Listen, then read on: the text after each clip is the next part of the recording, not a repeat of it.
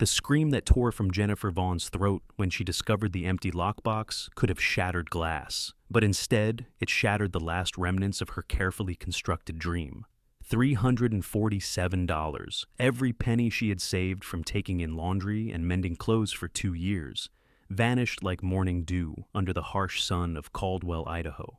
It was May 1882, and in exactly 4 days she was supposed to become Mrs. Charles Whitmore. Except now, there would be no wedding feast, no new dress from the seamstress, no fiddle player for dancing, and no down payment on the little house on Elm Street that had seemed like the gateway to her future. Her hands trembled as she clutched the empty metal box, its velvet lining mocking her with its richness, a gift from her late mother, who had insisted a woman needed a safe place for her treasures.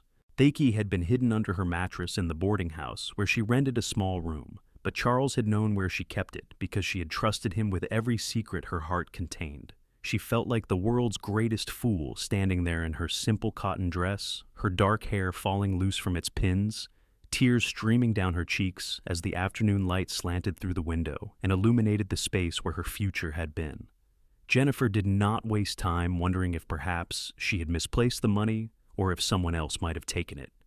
Deep in her bones, in that place where women's intuition lives and breathes, she knew exactly where those hard-earned dollars had gone.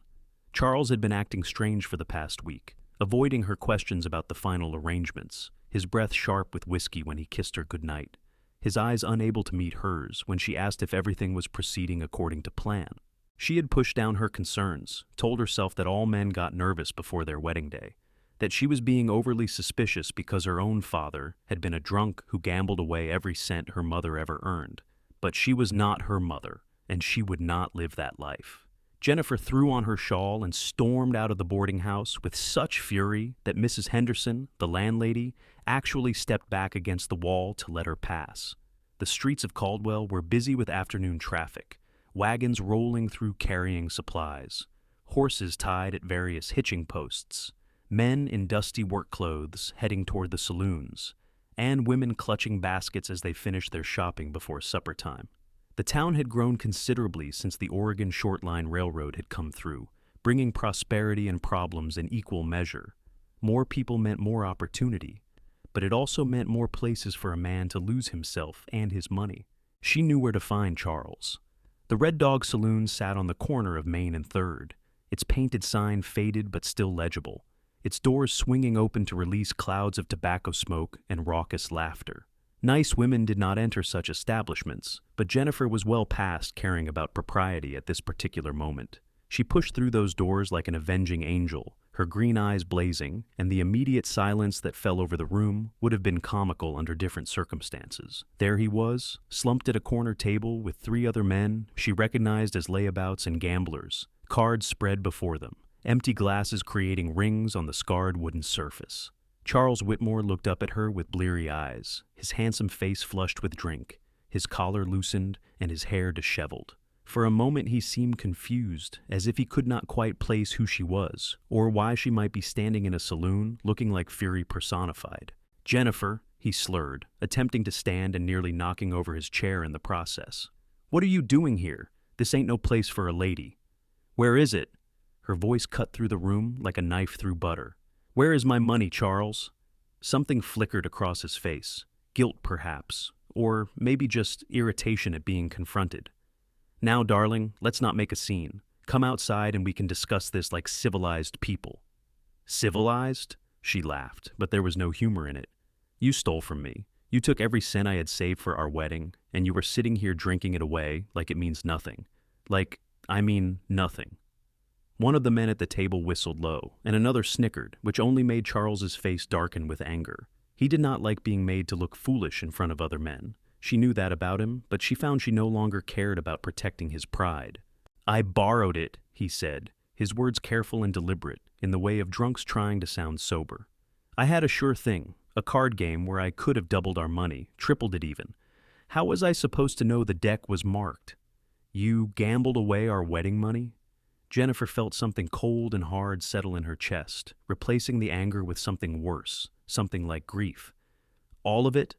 It was going to be a surprise," Charles said, and he actually had the audacity to sound wounded. I was going to win big and give you the finest wedding this town has ever seen. But the game went south, and I just needed one more hand to win it all back. You have to understand, Jennifer, I was doing it for us.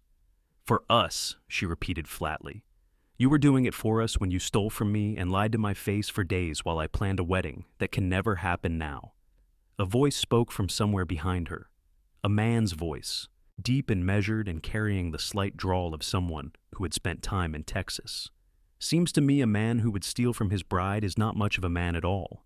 Jennifer turned to see who had spoken and found herself looking at a cowboy who stood near the bar, one boot propped on the brass rail, a whiskey glass in his hand. He was tall and lean, with sun-weathered skin that spoke of long days working under the open sky, dark hair that curled slightly at his collar, and eyes the color of whiskey held up to lamplight. He wore typical working clothes, denim pants, and a worn shirt with a vest, a bandana around his neck, and a hat that had seen better days resting on the bar beside him. There was something solid about him, something steady, and when his eyes met hers, she felt an unexpected jolt of recognition, though she had never seen him before in her life. "This is none of your concern, stranger," Charles said, and his words were sharper now, edged with the false bravado of a drunk who knows he is in the wrong but will not admit it. The cowboy took a slow sip of his whiskey, never taking his eyes off Charles. "Maybe not. But I have got ears and I heard what transpired here. You took this lady's money and gambled it away. That makes you lower than a snake's belly in my estimation." "Nobody asked for your estimation," one of Charles's companions said, half rising from his seat. "Sit down, Pete," the cowboy said mildly. "This does not concern you either." There was something in his tone that made Pete sit back down immediately, and Jennifer found herself grateful for this stranger's intervention, even as she wondered what he hoped to accomplish. Charles was puffing himself up now, taking a few unsteady steps toward the cowboy, his hands clenching into fists. "Are you calling me a snake?" Charles demanded. "I am calling you a thief and a liar," the cowboy replied calmly. "And I am saying that this lady deserves better than to tie herself to a man like you. Don't marry a man like that, miss. You will regret it every day for the rest of your life." The words hung in the air between them all, and Jennifer felt tears prick at her eyes again, because this stranger was right, absolutely right, and part of her had known it for weeks now, but had been too stubborn or too scared to admit it. Charles had always been charming when he wanted to be, full of big plans and bigger promises, but he had also been unreliable, quick to anger, and too fond of the bottle. She had told herself she could change him, that marriage would settle him down, that love would be enough. But love was not enough when it was only flowing one direction. "We are done, Charles," she heard herself say, and the words felt both terrible and liberating. "The wedding is off. I never want to see you again." "Now, Jennifer, you do not mean that," Charles said, switching tactics, his voice turning wheedling. "You are just upset, which is understandable, but we can fix this. I will get a job, a real job, and I will pay you back every cent. We will postpone the wedding a few months, and everything will be fine." "No," she said simply. "It will not be fine because I do not love you anymore. I am not sure I ever really did. I love the idea of you, the idea of having a home and a family and someone to build a life with. But you are not that person, Charles. You never were." She turned and walked toward the doors, her spine straight and her head held high, even though she felt like she was breaking into 1,000 pieces inside. Behind her, she heard Charles shout something, heard the sound of a scuffle, and then the cowboy's voice again, calm and firm, telling Charles to let her go. She did not look back. Looking back would only make her weak, and she needed to be strong now more than ever. The evening air hit her face like a blessing, cool and clean after the smoke-filled saloon. Jennifer walked quickly, not knowing where she was going, just knowing she needed to move, needed to put distance between herself and the wreckage of her plans. Her feet carried her down side streets and past houses where families were sitting down to dinner, where lamps were being lit in windows, where life went on normally for everyone, except her. She found herself at the edge of town, where the buildings gave way to open land, fields stretching toward distant mountains, the sky painted in shades of orange and pink as the sun sank toward the horizon. She sank down onto a large rock and let herself cry, really cry, for the first time since discovering the theft. Great heaving sobs that shook her whole body, tears that seemed to come from some bottomless well of disappointment and fear and loss. She cried for her wasted savings, for her canceled wedding, for her naive belief that Charles would somehow transform into the man she needed him to be. But mostly she cried because she was scared. Scared of being alone, scared of starting over, scared that maybe there was something wrong with her that made her choose so poorly. "I brought you this." Jennifer gasped and looked up to find the cowboy from the saloon standing a respectful distance away, holding out a clean handkerchief. She had not heard him approach, too lost in her own grief, and now she felt embarrassed that he was seeing her like this, red-eyed and tear-stained and falling apart. "Thank you," she managed, taking the handkerchief and wiping her face. "You did not have to follow me." "I know," he said, "but you seem like maybe you could use a friend, even a stranger friend. I am Dalton Greene, by the way. I work at the Double Bar Ranch about 10 miles outside of town." "Jennifer Vaughn," she replied automatically. "And I appreciate your kindness back there in the saloon, though you did not have to get involved." "Yes, I did," Dalton said, and he moved a little closer, though he still maintained a proper distance. "I could not stand by and watch him treat you that way, and I meant what I said. You deserve better than a man like that." "Better?" she repeated, looking out at the darkening landscape. "Right now, I am not sure what better would even look like. I have no money, no prospects, and I just called off my wedding 4 days before it was supposed to happen. Everyone in town will be talking about me by morning." "Let them talk," Dalton said with a shrug. "People always find something to gossip about. Better they talk about you being strong enough to walk away from a bad situation than spend years pitying you for staying in one." There was wisdom in his words, and Jennifer found herself looking at him more carefully. He had a good face, she decided, not handsome in the polished way Charles was handsome, but strong and honest, with smile lines around his eyes that suggested he laughed often. He appeared to be in his late 20s, perhaps 27 or 28, just a few years older than her own 22. His hands were calloused and work-worn, the hands of a man who earned his living through labor rather than smooth talk and empty promises. "Why did you help me?" she asked. "You do not know me." Dalton was quiet for a moment, watching the last rays of sunlight paint the mountains gold. "My mother was in a situation like yours once," he finally said. "She was engaged to a man who drank and gambled, who made her feel small and worthless. She almost married him because she thought it was her only chance, that no one else would want her. But on the day of the wedding, her brother pulled her aside and told her the same thing I told you. Don't marry a man like that. She called it off. And a year later, she met my father. He was a ranch hand, nothing fancy, but he treated her like she hung the moon and stars. They had 40 good years together before he passed." "I am sorry for your loss," Jennifer said softly. "Thank you. He was a good man, the best I have ever known. And watching how he loved my mother, how he respected her and partnered with her, that taught me what a real marriage should look like. What you had with Charles, that was not it." They sat in companionable silence as full darkness fell and stars began to appear overhead. Thousands of them, more than could ever be seen in a city. Jennifer felt her breathing slow, her tears dry up. "I honestly do not know," Jennifer admitted. "I suppose I will continue taking in laundry and mending until I can save up enough money again. Maybe eventually I can still get that little house I wanted, even if I have to live in it alone." "You could do that," Dalton agreed. "Or you could come work at the Double Bar." She looked at him in surprise. "Work at a ranch?" "We need a cook," he explained. "Mrs. Patterson, who has been cooking for us for 20 years, just left to go live with her daughter in Portland. The ranch owner, Mr. Carlisle, has been beside himself trying to find someone to feed 20 hungry ranch hands 3 meals a day. It is hard work, but it pays $30 a month plus room and board. You would have your own cabin, small but private, and you would be treated with respect. Mr. Carlisle runs a decent operation, does not tolerate drinking or gambling or rough behavior toward women. $30 a month. Jennifer's mind raced with the possibilities. That was more than she made now, and with room and board included, she could save almost all of it. In a year, she would have more than enough for her house, maybe even enough to start some kind of small business. But more than the money, the idea of leaving Caldwell appealed to her. Starting fresh somewhere new, away from the pitying looks and gossip, away from any chance of running into Charles or being reminded of her poor judgment. "I do not know much about cooking for large groups," she said hesitantly. "Can you follow a recipe?" "Yes." "Can you wake up early and work hard?" "I have been waking up at dawn to do laundry since I was 12 years old. Hard work does not scare me." Dalton smiled, and it transformed his whole face, made him look younger and more carefree.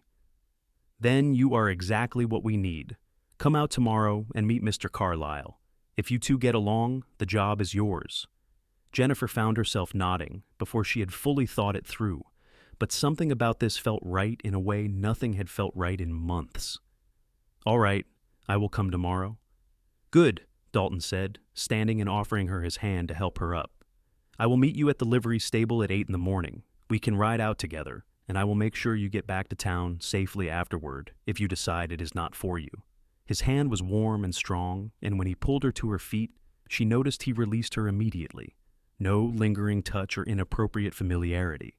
Charles had always been pawing at her, trying to steal kisses in public, making her uncomfortable with his insistence that they were as good as married, so what did it matter?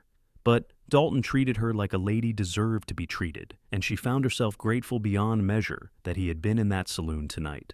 They walked back toward town together, talking easily about inconsequential things, the weather and the ranch, and the best places to buy supplies in Caldwell. When they reached the boarding house, Dalton tipped his hat to her and reminded her about meeting at 8, then disappeared into the night like some kind of guardian angel in cowboy boots. Jennifer climbed the stairs to her room, feeling lighter than she had in hours, maybe days. Yes, her life was a mess, but at least now she had a path forward, a possibility, a chance. Mrs. Henderson was waiting in the hallway, her face full of barely suppressed curiosity. "Miss Vaughn, I heard the most distressing rumors about your engagement." "They are not rumors," Jennifer said calmly. "I called off the wedding. Charles and I will not be married." "Oh, my dear," Mrs. Henderson pressed a hand to her chest dramatically. "What happened?" "That is between Charles and myself. Now, if you will excuse me, I have had a very long day, and I need to rest." She slipped into her room before the landlady could ask more questions, locked the door, and leaned against it with a sigh of relief. The empty lockbox still sat on her small table, mocking her with its emptiness, but she found she could look at it now without feeling like her world was ending. Money could be earned again. Trust, once broken, was much harder to repair, and she was glad she had discovered Charles's true nature before binding her life to his. Sleep did not come easily that night. Jennifer's mind spun with plans and worries and questions about this sudden new direction her life was taking. What if Mr. Carlyle did not like her? What if she could not handle cooking for 20 men? What if leaving town was a mistake? But beneath all the anxiety ran a current of something that felt almost like excitement, the sense that perhaps this disaster had happened for a reason, that perhaps she was being redirected towards something better than what she had planned. When dawn broke, she was already awake and dressed, packing her few belongings into a worn carpet bag, just in case Mr. Carlyle hired her on the spot. She owned little enough that everything fit easily. 3 dresses, some undergarments, her mother's lockbox, and a few other keepsakes, a Bible, and some personal items.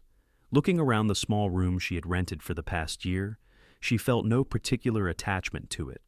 It had been a place to sleep, nothing more, never a home.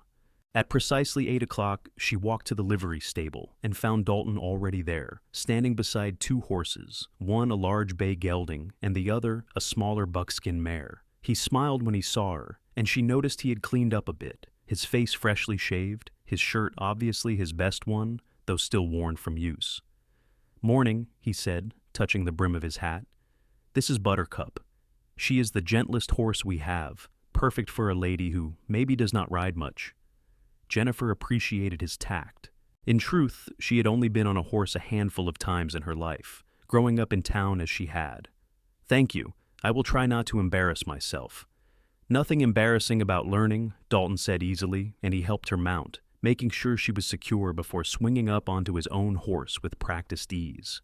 "Just relax and let Buttercup do most of the work. She knows the way, and she's not inclined to spook or cause trouble."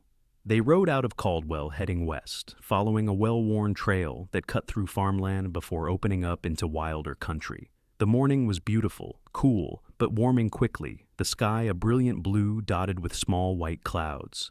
Dalton kept up a steady stream of conversation, pointing out landmarks and telling her stories about the ranch and the various characters who worked there. He had a natural way of talking that made her feel comfortable, asking her questions about her own life and actually listening to the answers. "So you have been on your own since your mother passed?" he asked at one point.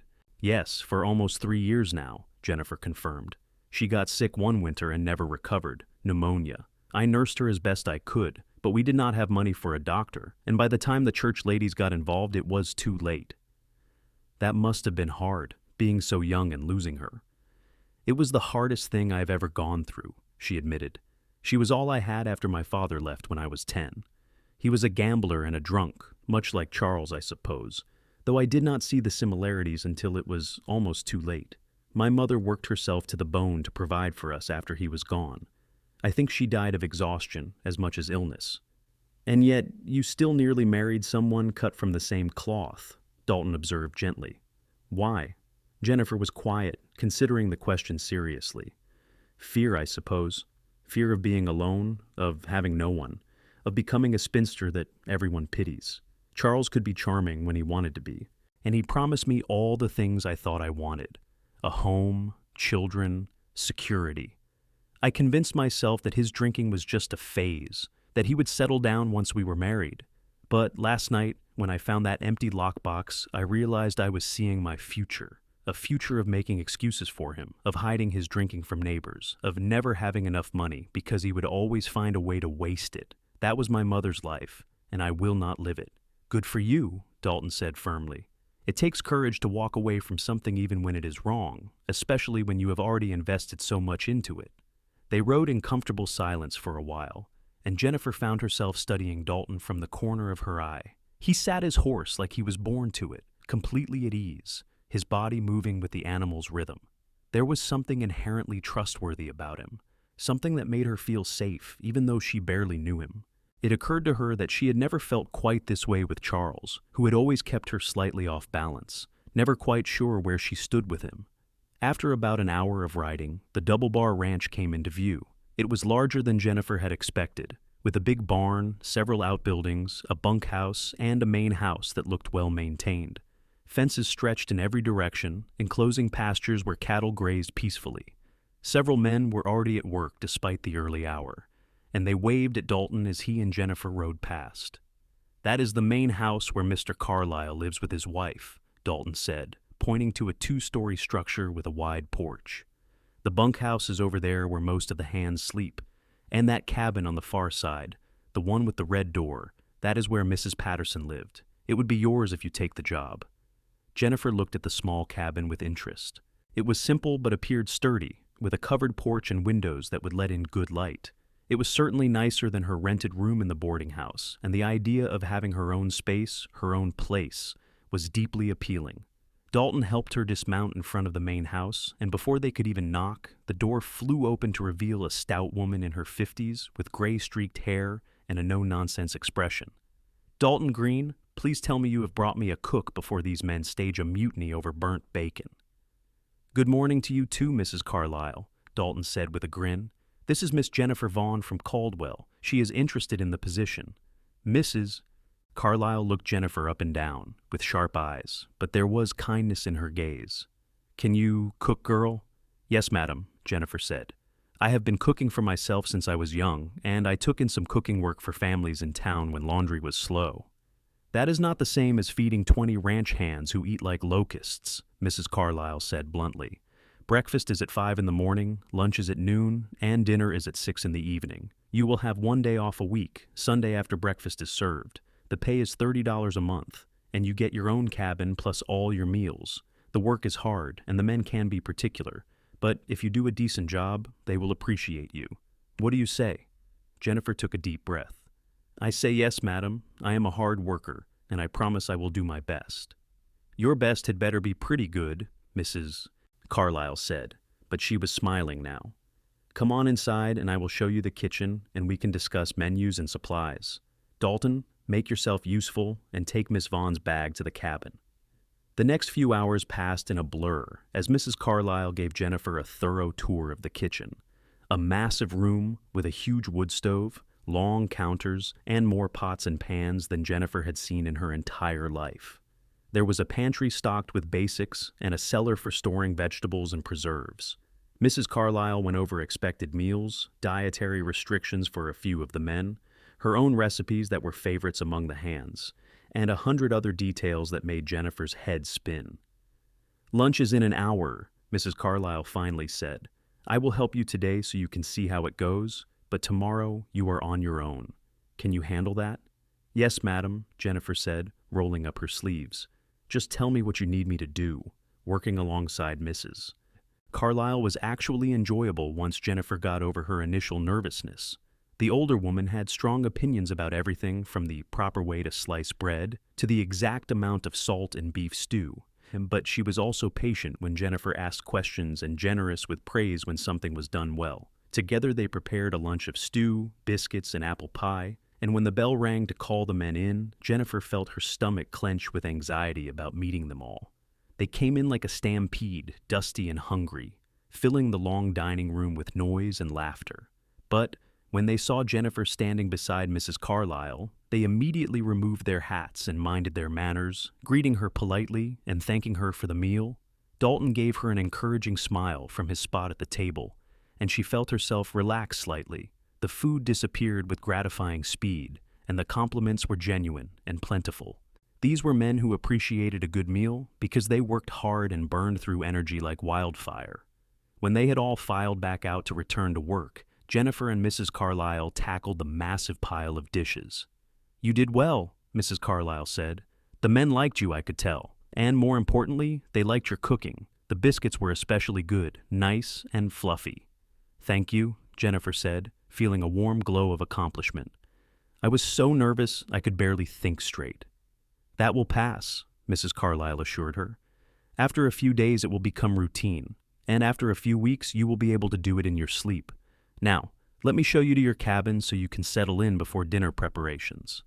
The cabin was perfect, small but clean, with a bed, a table and chairs, a rocking chair, a wood stove for heat and some cooking, and several shelves and hooks for storage. There were cheerful curtains on the windows and a colorful quilt on the bed, clearly left by Mrs. Patterson.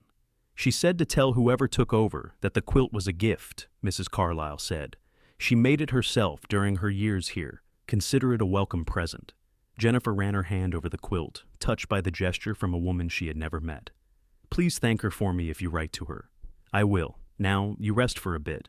I will come get you in 2 hours and we will start dinner preparations. Tomorrow you will be handling breakfast on your own, so tonight I want to make sure you know where everything is and how much to make." After Mrs. Carlyle left, Jennifer sat on the bed and looked around her new home. It was not the house she had dreamed of buying, not the married life she had planned, but somehow it felt right. This was hers, earned by her own skills and her own choices, not dependent on any man's whims or promises. She felt a sense of independence she had never experienced before, and it was intoxicating. That evening she worked alongside Mrs. Carlyle again, this time preparing roasted chicken, mashed potatoes, green beans, and cornbread. The men were just as appreciative as they had been at lunch, and Dalton caught her eye several times, smiling at her in a way that made her feel warm and seen. After the meal was finished and the kitchen cleaned, she walked back to her cabin in the gathering darkness, tired but satisfied. She was unpacking her few belongings when there was a knock at the door. Opening it, she found Dalton standing there with a lantern in one hand and a small bouquet of wildflowers in the other.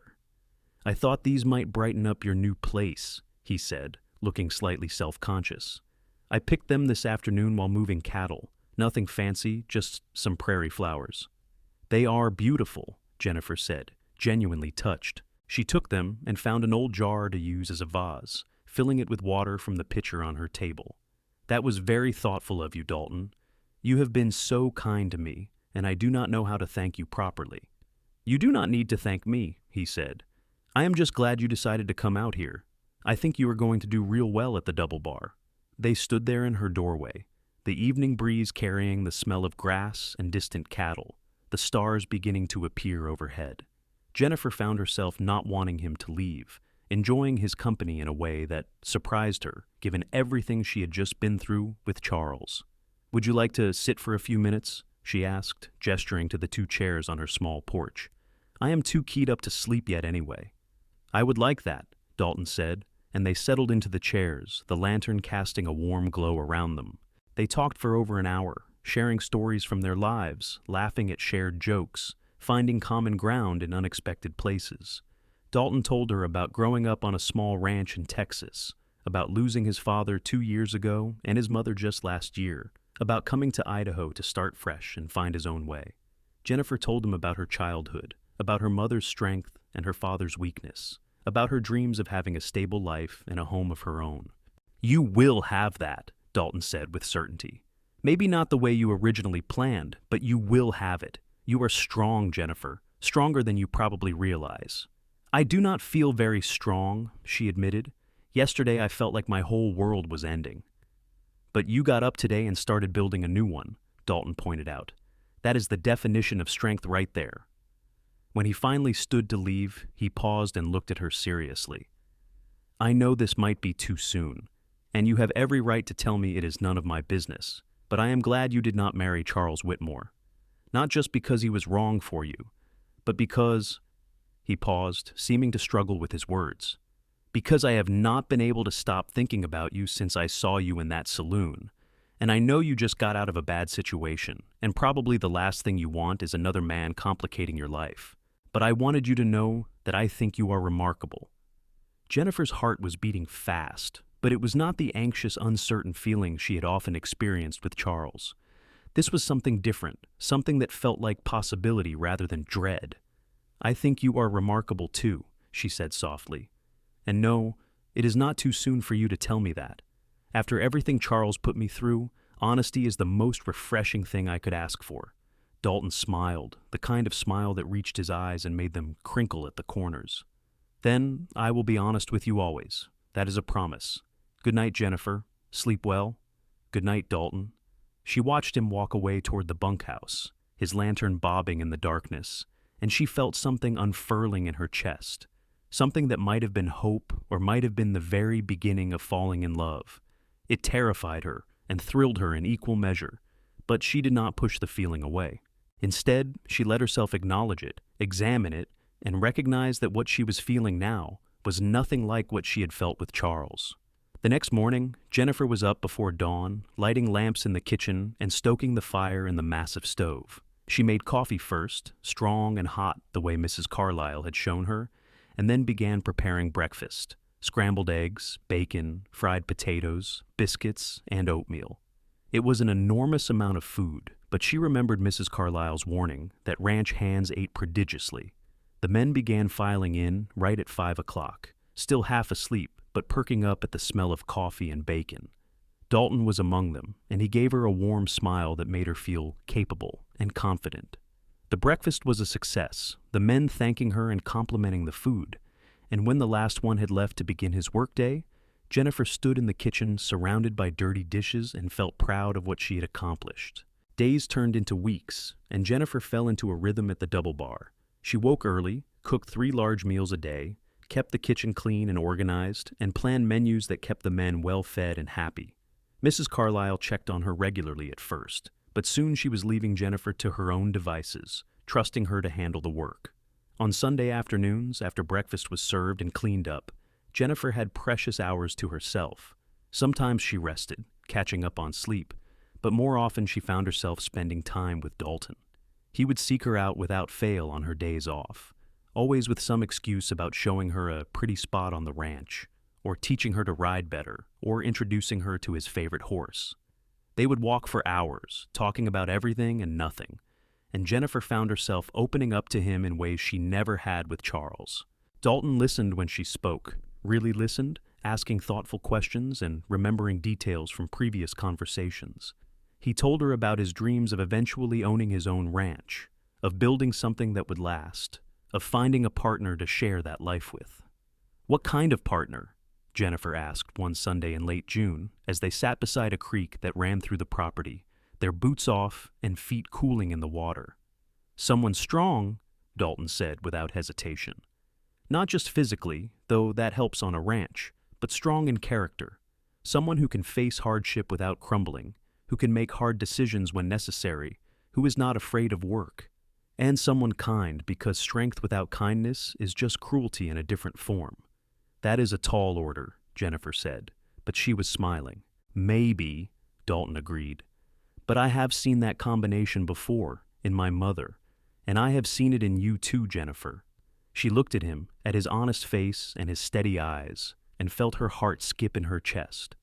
Over the past month, she had come to care for Dalton more than she wanted to admit, but she had been holding back, afraid of making another mistake, afraid of trusting too quickly. But Dalton was not Charles. That fact became clearer every day in 1,000 small ways. "I was engaged before," she said quietly. "I probably should have told you earlier." "I know," Dalton said. "You told me that first night, remember? In the saloon." "No, I mean before Charles, when I was 19. His name was Thomas, and he seemed perfect, polite, hard-working, from a good family. We were engaged for 4 months before I discovered he was already married to a woman in Boise. He had been living a double life, going back and forth between the two towns. When I confronted him, he said his first wife did not understand him, that he was planning to leave her, all the usual lies. I felt like such a fool." "That was not your fault," Dalton said firmly. "He deceived you. That is on him, not you." "I know that in my head," Jennifer said, "but in my heart, I keep wondering what is wrong with me that I keep choosing badly. 2 engagements, and both to terrible men. What does that say about my judgment?" Dalton was quiet for a moment, then he reached over and took her hand, his rough palm warm against hers. "It says you have hope. It says you believe in the possibility of love even after being hurt. That is not weakness, Jennifer. That is courage. And for what it is worth, I do not think you are choosing badly now." "Now?" she asked, her voice barely above a whisper. "I am falling in love with you," Dalton said simply. "I have been falling since that first night, and every day I fall a little more. You are exactly the kind of partner I have been hoping to find. And I know it has only been a month, and I know you might not feel the same way, but I wanted you to know where I stand." Jennifer felt tears prick at her eyes, but they were good tears, happy tears. "I am falling in love with you too," she admitted.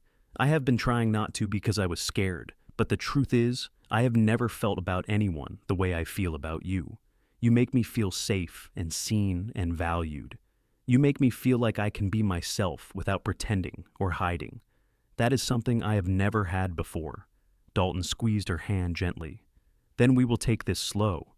No rush, no pressure. We will just keep spending time together and see where it leads. But I want you to know my intentions are honorable. I am not playing games or leading you on. When the time is right, when you are ready, I want to marry you. I want to build that ranch I dreamed about and have you by my side while I do it. I want to wake up next to you every morning and fall asleep next to you every night. I want to have children with you and grow old with you. That is where my heart is heading, but we can take as much time as you need to get there." "I do not think I need much time," Jennifer said, looking into his eyes. "I already know you are a good man, Dalton. I see it in how you work, how you treat the animals, how you talk to the other ranch hands, how you have been with me. You are everything Charles was not, everything Thomas was not. You are real and honest and true."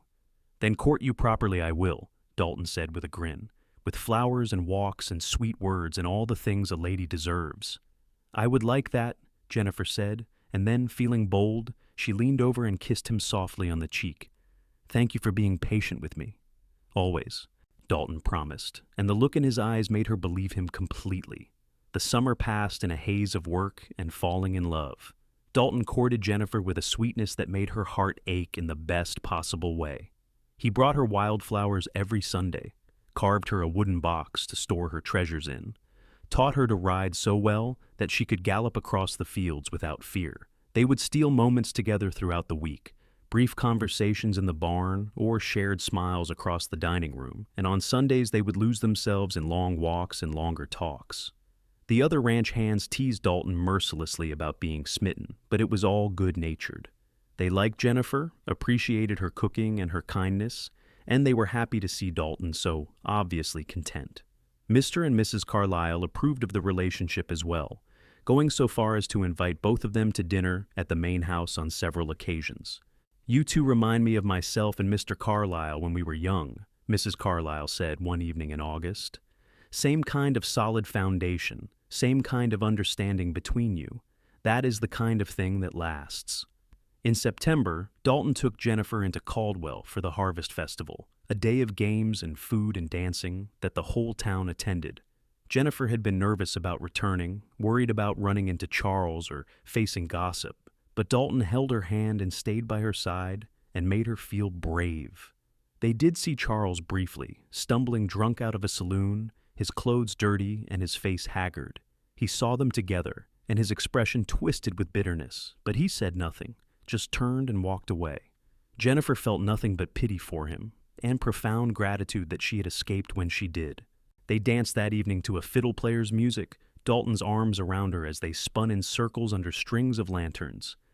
"I am the luckiest man in Idaho," he whispered in her ear, and she believed him because she felt like the luckiest woman. As fall arrived and the days grew shorter, Dalton became more serious, more thoughtful. Jennifer could tell he was working up to something, and her heart beat faster every time she saw that particular look on his face. Finally, on a Sunday in October, with the aspens turning gold and the air crisp with the promise of winter, he led her to a spot on the ranch where a small cabin was being built. "I have been saving my wages for 3 years," Dalton said, gesturing to the half-finished structure. "Mr. Carlyle gave me this piece of land as part of my pay, and I have been working on building a cabin whenever I have spare time. It is not fancy, but it will be solid and warm and plenty big enough for a family. I should have it finished by spring." "It is wonderful," Jennifer said, walking around the structure and admiring the solid craftsmanship. "Jennifer Vaughn," Dalton said, and when she turned around he was down on one knee, holding a simple gold band. "I love you more than I thought it was possible to love anyone. You are my best friend, my partner, my heart. Would you do me the honor of becoming my wife? I promise to cherish you, respect you, work beside you, and love you until my last breath. What do you say?" Jennifer was crying and smiling at the same time, her hands pressed to her mouth. "Yes," she managed. "Yes, absolutely yes." Dalton stood and slipped the ring onto her finger, then pulled her into his arms and kissed her properly for the first time. It was everything a first kiss should be, sweet and passionate and full of promise. When they finally pulled apart, both breathing hard, Jennifer rested her forehead against his. "I want to marry you soon," she said. "Not a big fancy wedding, just something simple with the ranch family and maybe the preacher from town. Is that all right?" "That sounds perfect," Dalton agreed. "How about December, after the fall work is done and before winter gets too harsh?" "December sounds wonderful." They told Mr. and Mrs. Carlyle that evening, and the older couple was delighted, insisting on hosting the wedding at the ranch and providing food for a celebration. The other ranch hands congratulated Dalton with much backslapping and jokes, and several of the older ones told Jennifer she was getting a good man, the best they knew. The next 2 months passed quickly as Jennifer and Dalton made plans for their future. They would live in the cabin once it was finished, and Jennifer would continue working as the ranch cook, while Dalton worked toward his goal of having his own herd. Mr. Carlyle had offered to sell him 20 head of cattle at a good price, the beginning of what would eventually become the Greene Ranch. In early December, on a cold, clear day with snow threatening in the clouds, Jennifer and Dalton were married in the main room of the ranch house. The preacher from Caldwell came out to perform the ceremony, and every person who worked at the double bar was in attendance. Jennifer wore a new dress that Mrs. Carlyle had helped her make, a beautiful deep blue that brought out her eyes, and Dalton wore his best suit, his hair slicked back and his face shining with happiness. When the preacher asked if there were any objections, the room stayed silent except for someone's muffled laughter at the very idea. When Dalton said, "I do," his voice rang out strong and certain, and when Jennifer said the same, her voice did not waver. They exchanged the simple gold bands that Dalton had purchased, and when the preacher pronounced them man and wife, Dalton kissed her like she was the most precious thing in the world. The celebration that followed was loud and joyful, with food and music and dancing. Someone produced a fiddle and another a harmonica, and they played lively tunes that had everyone clapping and stomping. Jennifer danced with Dalton until her feet hurt, and then she danced with Mr. Carlyle and several of the other ranch hands. She felt happier than she could ever remember being, surrounded by people who cared about her, married to a man she loved deeply and trusted completely. Late in the evening, Dalton took her hand and led her away from the celebration toward the cabin that was now finished enough to live in. He had spent the past week working every spare moment to make it ready, and when he carried her over the threshold, she gasped at what she saw. The interior was small but beautiful, with a real bed covered in quilts, a table and chairs, a wood stove crackling with warmth, curtains on the windows, and wildflowers in a vase even though it was December, and they must have been impossibly hard to find. "Welcome home, Mrs. Greene," Dalton said softly, setting her down gently. Home, Jennifer repeated, and the word had never sounded so perfect. This was not the home she had planned back when she was engaged to Charles, but it was so much better. This was a home built on honesty and respect and genuine love. This was a home she had chosen freely, with a man who saw her as an equal partner rather than property. This was everything she had ever really wanted, even if she had not known it until now. That night, as they lay together in their bed with the fire casting dancing shadows on the walls, Dalton held her close and whispered, "I will spend the rest of my life making sure you never regret choosing me." "I could never regret it," Jennifer whispered back. "You saved me that night in the saloon. You saved me from making the biggest mistake of my life, and then you gave me the greatest gift instead." "What gift is that?" "True love," she said simply. "The real kind, the kind that lasts."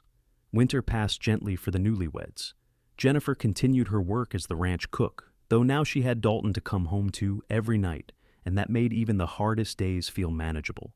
They would sit together in the evenings, Jennifer mending clothes or reading aloud from books while Dalton carved wood or worked on plans for expanding their cabin. They talked about their dreams for the future, about the children they wanted, about the ranch they would build together. In late January, they received news that Charles Whitmore had left Caldwell, run out of town after being caught cheating at cards one too many times.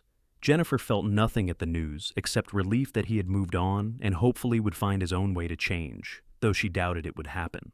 Spring arrived with a rush of green grass and newborn calves, and Jennifer discovered she was pregnant.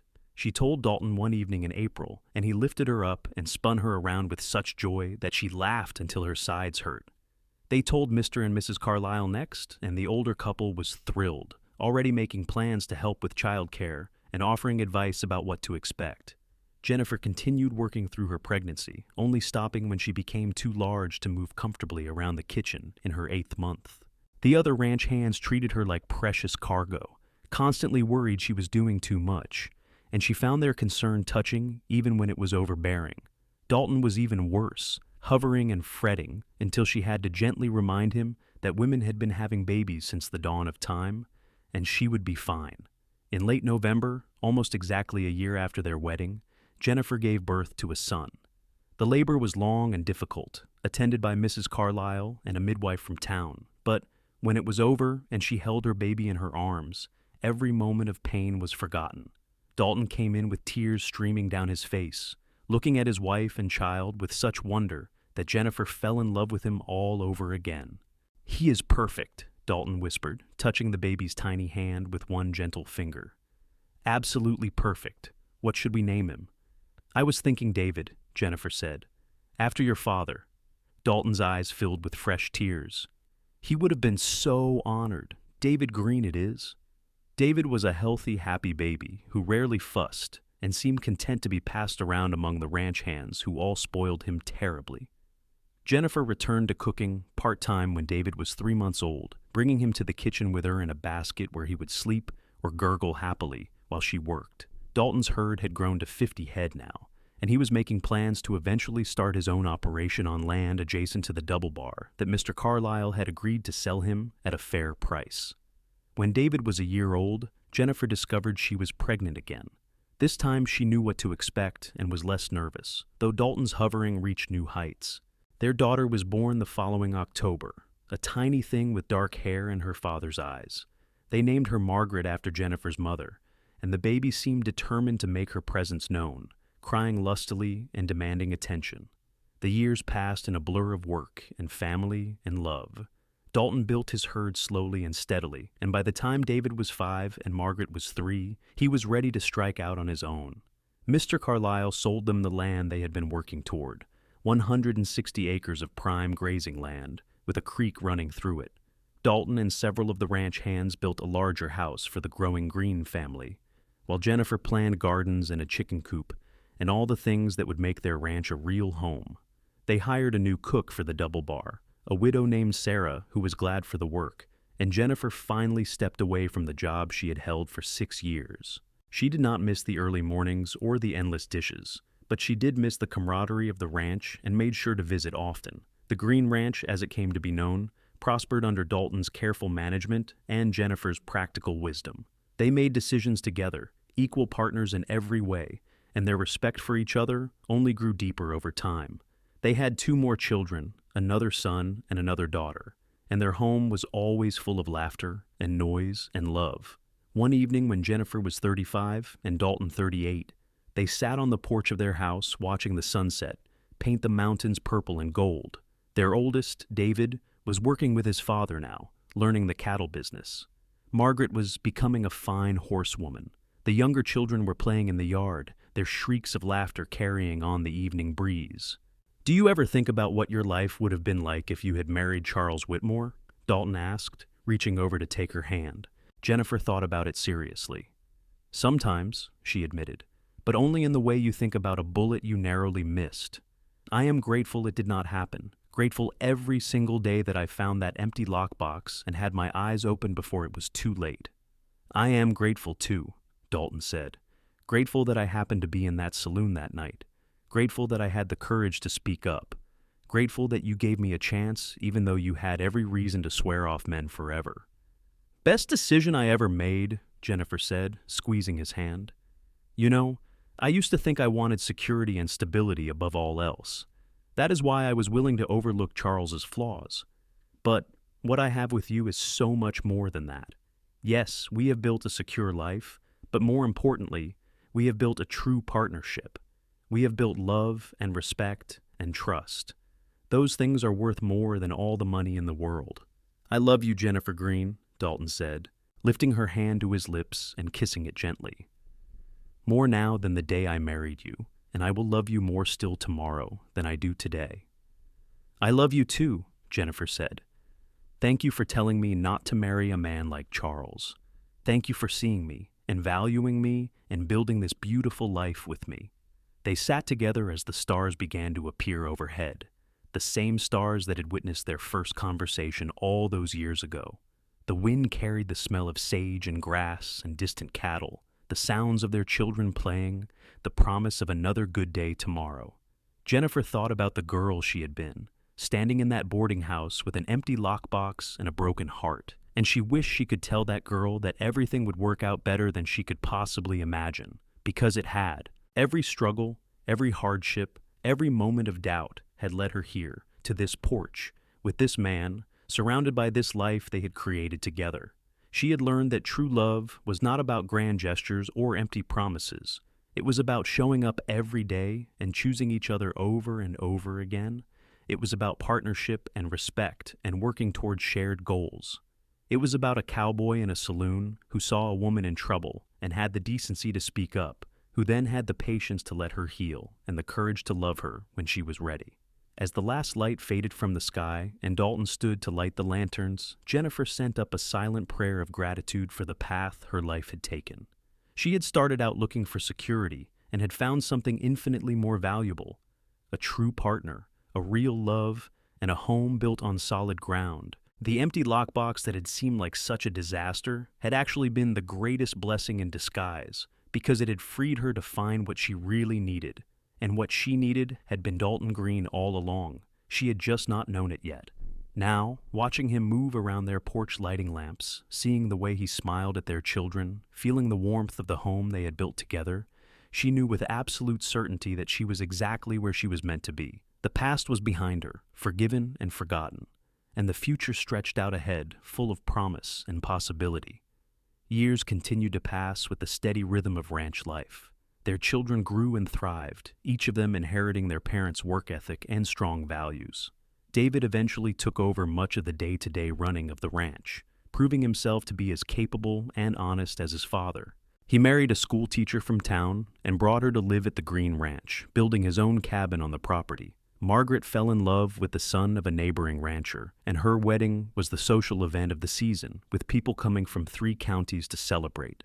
Dalton's hair turned gray, and his face grew more weathered, but his eyes still lit up every time he looked at Jennifer. She had a few more lines around her own eyes, and her hands showed the work of years. But Dalton still told her she was the most beautiful woman he had ever seen, and she believed him because she could see the truth of it in his face.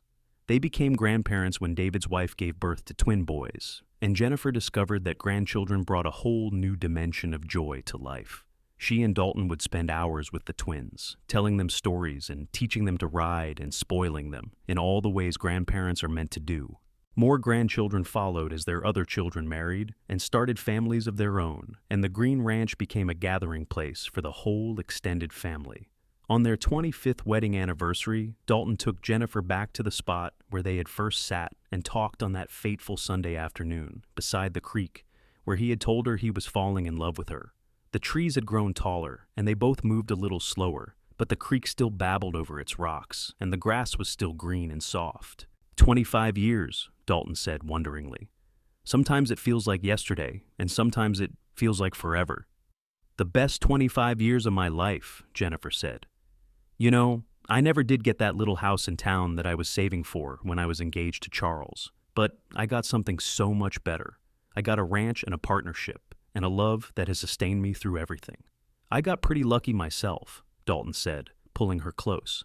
That night in the saloon, I had no idea I was meeting my future wife. I just knew I could not stand by and watch you throw your life away on someone unworthy. And then, when I got to know you, I realized you were everything I had been looking for. Do you think he ever changed? Jennifer asked. Charles, I mean. Do you think he ever got his life together? Dalton shrugged. I do not know. I heard he ended up in California somewhere, but that was years ago. Honestly, I do not spend much time thinking about him. He was just a man who made bad choices, and you were smart enough to walk away before he dragged you down with him. Thanks to you, Jennifer pointed out. If you had not spoken up, if you had not offered me that job, who knows where I would be right now? You would have found your way, Dalton said confidently. You are too strong and too smart to have stayed in a bad situation. Maybe it would have taken you a little longer, but you would have gotten there. Maybe, Jennifer agreed, but I am glad I did not have to find out. I am glad I found you instead. They stayed by the creek until the sun began to set, talking and reminiscing and simply enjoying each other's company the way they had done for 25 years. When they finally walked back to the house, hand in hand, they found their whole family had gathered for a surprise anniversary celebration. There was food and music and dancing, just like at their wedding, and their children and grandchildren made speeches about love and commitment and the example their parents had set. You taught us what marriage should look like, David said, raising his glass in a toast. You showed us that real love is about partnership and respect and choosing each other every single day. You built something lasting, something solid, and you did it together. That is the legacy you are leaving us, and we are grateful for it. Jennifer felt tears sliding down her cheeks as she looked around at her family, at this beautiful life she and Dalton had created. It had not been perfect. There had been hard years and struggles and losses along the way, but they had faced everything together and come through stronger for it. That was what mattered in the end, not the absence of problems, but the presence of partnership. As the celebration wound down and family members headed home or to their own cabins, Jennifer and Dalton walked back to their house alone, the same house Dalton had built with his own hands all those years ago, expanded and improved over time, but still fundamentally the same structure. Jennifer thought about the empty lockbox that had seemed like such a catastrophe, and she smiled at the memory. What are you thinking about? Dalton asked, seeing her expression. I am thinking that sometimes the worst things that happen to us turn out to be blessings in disguise, she said. If Charles had not stolen my money, I never would have been in that saloon. You never would have spoken up. I never would have come to work at the Double Bar. We never would have met and fallen in love and built this life together. So, in a strange way, I owe Charles Whitmore a debt of gratitude for being exactly who he was, because it freed me to find you. Dalton laughed. That is a generous way of looking at it. Most people would just be angry about the theft. I was angry at the time, Jennifer admitted. Furious, actually. But now, with the perspective of years and a happy life, I can see that it worked out exactly as it was meant to. Everything happens for a reason, even the painful things.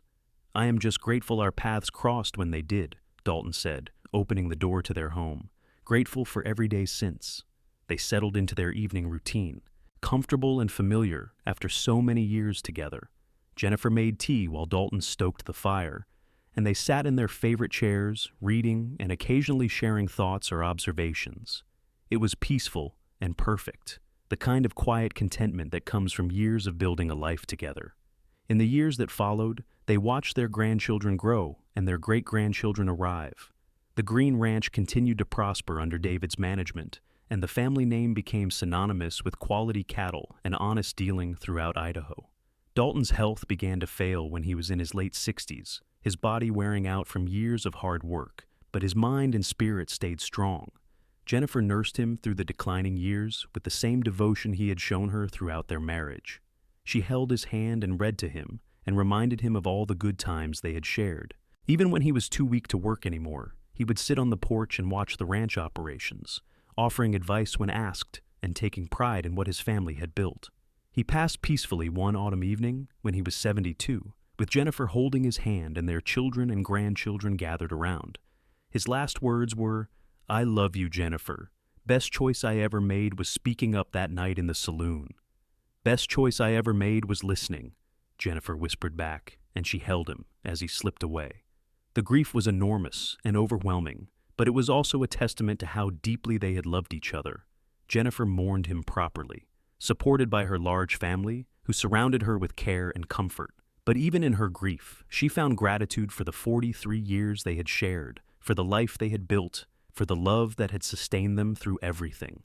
She lived another 8 years after Dalton's passing, staying active and involved with the ranch and family until the very end. She loved watching her great-grandchildren play, telling them stories about their great-grandfather and the early days of the ranch. She made sure they understood the importance of choosing a good partner, of building a relationship on honesty and respect rather than empty promises. When Jennifer passed away peacefully in her sleep at 80 years old, surrounded by family photos and mementos of a life well lived, her last conscious thought was of that night in the saloon. She could see it so clearly. Dalton standing at the bar, watching Charles with disapproval, speaking up when he could have stayed silent. "Don't marry a man like that," he had said. And those 6 words had changed the entire trajectory of her life. She had not married a man like Charles. Instead, she had married a man like Dalton, a man of integrity and honor and genuine love. And that had made all the difference, not just for her, but for generations to come. Their children and grandchildren and great-grandchildren would carry forward the legacy of true partnership and respect that Jennifer and Dalton had modeled. The empty lockbox that had once represented loss and betrayal had ultimately led to the greatest treasure of all, a life filled with authentic love, built on solid ground, and surrounded by family. The Greene Ranch continued to thrive long after both Jennifer and Dalton were gone, a lasting monument to what they had built together. And on warm summer evenings, when the grandchildren gathered on the porch to tell stories, they always included the tale of how their grandparents met, how a cowboy spoke up when he saw injustice, how he offered a stranger a chance at a new life, how that stranger turned out to be the love of his life. "Don't marry a man like that," Great-Grandpa Dalton had said. The story always went. And Great-Grandma Jennifer had listened, had walked away from the wrong man and toward the right one, had built a beautiful life on a foundation of trust and partnership. It was a story about courage and second chances and the power of speaking truth even to strangers. It was a story about real love, the kind that lasts not because it is easy, but because both people choose it every single day. And it all started with an empty lockbox, a stolen dream, and a cowboy who cared enough to say what needed to be said. Sometimes disaster is just opportunity wearing a disguise, and sometimes the worst day of your life is actually the first day of your real life beginning. Jennifer had learned that lesson well, and she had passed it down through generations, a gift more valuable than any amount of money could ever be. The story of Jennifer and Dalton Greene became family legend, told and retold with slight variations, but always ending the same way, with love triumphant, with family gathered, with a legacy built on solid ground. And whenever one of their descendants faced a difficult choice about relationships or life paths, they would remember Great-Grandma Jennifer and the empty lockbox, remember Great-Grandpa Dalton and his simple words of wisdom, and they would have the courage to choose well, because that was the true gift Jennifer and Dalton had given their family.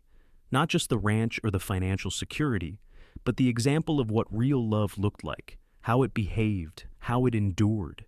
They had shown that sometimes you have to walk away from what looks good to find what is actually good, that sometimes you have to lose everything to gain what truly matters, that sometimes a stranger's kindness can change your entire life. And so, the Greene family prospered, generation after generation, carrying forward the values their founders had lived by. hard work and honesty, partnership and respect, courage and compassion. The ranch remained in the family for over a century, and every person who bore the Greene name knew the story of how it all began, with a woman who had the strength to walk away and a man who had the courage to speak up. It was a love story for the ages, simple and profound, heartbreaking and ultimately triumphant. It was the story of how Jennifer Vaughn became Jennifer Greene, how an empty lockbox led to a full life, how one moment of courage in a saloon changed everything. It was the story of the Wild West at its finest, where people could reinvent themselves, where hard work paid off, where true love could flourish against all odds. And it all happened because a cowboy named Dalton Greene saw a woman in distress and said 5 simple words that changed both their lives forever. Don't marry a man like that.